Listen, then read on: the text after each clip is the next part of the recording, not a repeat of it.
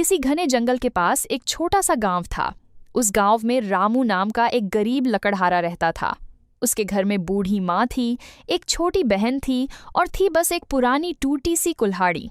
रोज सुबह रामू जंगल जाता, लकड़ियां काटता और बाजार में बेचकर मुश्किल से 2 वक्त की रोटी का इंतजाम करता।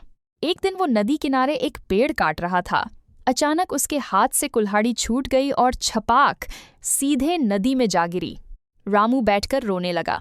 अब क्या होगा? यही एक सहारा था मेरा।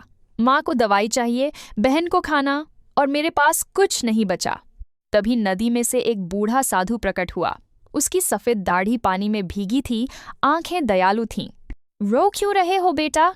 रामू ने सारी बात बताई। साधु पानी में डुबकी लगाकर एक सोने की चमचमाती कुल्हाड़ी लेकर आया। क्या ये तुम्हारी है? रामू ने आंखें फाड़कर देखा, कितनी सुंदर थी वो। बेचने पर महीनों का खाना आ जाता, पर उसने सिर हिलाया। नहीं साधु जी, यह मेरी नहीं है। साधु मुस्कुराया, फिर डुबकी लगाई और चांदी की कुल्हाड़ी लाया। यह? नहीं, यह भी मेरी नहीं। तीसरी बार साधु लोहे की पुरानी कुल्हाड़ी लेकर आया। जंग लगी, टूटी हुई।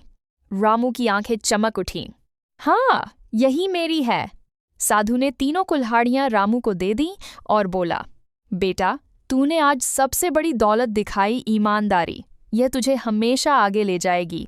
उस दिन के बाद रामू ने सोने, चांदी की कुल्हाड़ियां बेचकर अपनी माँ का इलाज कराया, बहन की पढ़ाई शुरू की और गांव का सबसे इज्जतदार इंसान बन गया।